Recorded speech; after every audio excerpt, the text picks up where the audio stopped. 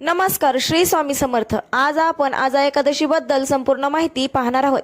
आजा एकादशी कधी आहे जाणून घेऊया। महत्त्व, शुभयोग आणि शुभ मुहूर्त व आजा एकादशी व्रतकथा। त्यासाठी व्हिडिओ शेवटपर्यंत पहा व आपल्या मित्रमैत्रिणींमध्येही शेअर करा। आवडल्यास व्हिडिओला लाईक करा व अशाच माहितीपूर्ण व्हिडिओसाठी आपल्या चॅनलला सबस्क्राईब करा। प्रत्येक महिन्यातील शुक्ल आणि कृष्ण पक्षातील 11व्या तिथीला एकादशी साजरी केली जाते। श्रावण महिन्यातील कृष्ण पक्षात येणारी एकादशी तिथी ही आजा एकादशी म्हणून ओळखली जाते।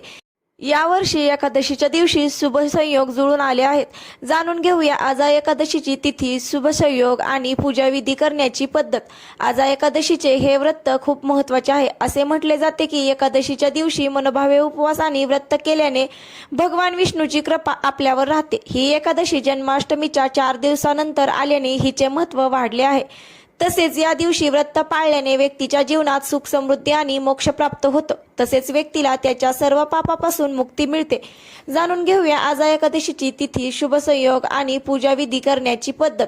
आजा एकादशी तिथी। आजा एकादशीचे व्रत हे गुरुवारी 29 ऑगस्टला असणार आहे। ही तिथी गुरुवारी 29 ऑगस्टला मध्यरात्री 1:19 सुरू होईल आणि दुपारी 1:38 संपेल।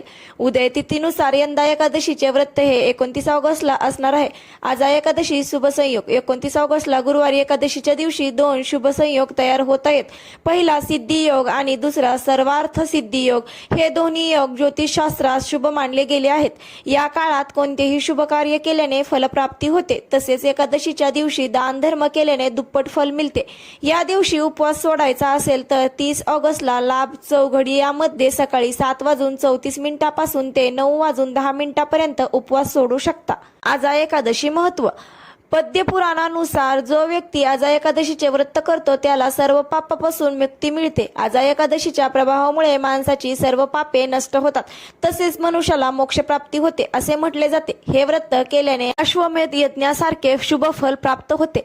आता आजा एकादशीची व्रतकथा पाहूयात। पौराणिक कथेनुसार एकेकाळी चक्रवर्ती राजा हरिश्चंद्र राज्य करत होता। एके दिवशी त्याने आपले राज्यपाट, संपत्ती, पुत्र, पत्नी यांचा त्याग केला आणि स्वतःला विकले। एका चांडाळाने त्याला विकत घेतलं। आता तो राजा चांडाळाचा गुलाम झाला। चांडाळाच्या आज्ञेनुसार तो अमृताची वस्त्रे घेत असे, परंतु त्याने आपला खरा धर्म सोडला नाही। तो सत्याच्या मार्गापासून कधीच भरकटला नाही। राजा एकांतात असताना या परिस्थितीतून आपण कसे बाहेर पडेल असा प्रश्न त्याला पडला। तो कसा वाचेल यासाठी आपण काय करावे या विचार करण्यात राजाने बरीच वर्षे घालवली। एके दिवशी अचानक त्याची गौतम ऋषीशी भेट झाली। त्यांनी वाकून नमस्कार करत आपली दुर्दशा सांगितली। तेव्हा गौतम ऋषींनी सांगितले की श्रावण महिन्यातील कृष्ण पक्षातील आजा एकादशी येईल। तुम्ही ते व्रत पद्धतशीरपणे पाळावे। त्या व्रताचे पालन केल्याने तुमची सर्व पापे नष्ट होतील आणि तुमचे दुःख नाहीसे होईल। असे बोलून गौतम ऋषी तेथून निघून गेले। गौतम ऋषीच्या सूचनेवरून राजा हरिश्चंद्राने आजा एकादशीचे व्रत पाळले आणि भगवान श्रीहरीची पूजा केली। या व्रताच्या पुण्य परिणामामुळे राजा हरिश्चंद्राची सर्व पापे नष्ट होऊन त्याचा अमृतपुत्र पुन्हा जिवंत झाला। त्याची पत्नी तिच्या पूर्वीच्या रूपात परत आली। तिने राणी सारखे कपडे घातले होते। या व्रताच्या पुण्य परिणामामुळे त्याला पुन्हा राज्य मिळाले। शेवटी राजा हरिश्चंद्र आपल्या कुटुंबासह स्वर्गात गेला। भगवान श्रीकृष्णांनी युधिष्ठिरांना सांगितले की जो व्यक्ती आजा एकादशीचे व्रत योग प्रकारे पाळतो आणि रात्री जागर इत्यादी करतो त्याची सर्व पापे नष्ट होतात आणि त्याला स्वर्ग प्राप्त होतो। जो व्यक्ती आजा एकादशी व्रताची कथा ऐकतो त्याला अश्वमेध यज्ञाचे फळ प्राप्त होते। तर मैत्रिणींनो, अशा प्रकारे आपण आजा एकादशी बद्दल संपूर्ण माहिती पाहिलेली आहे।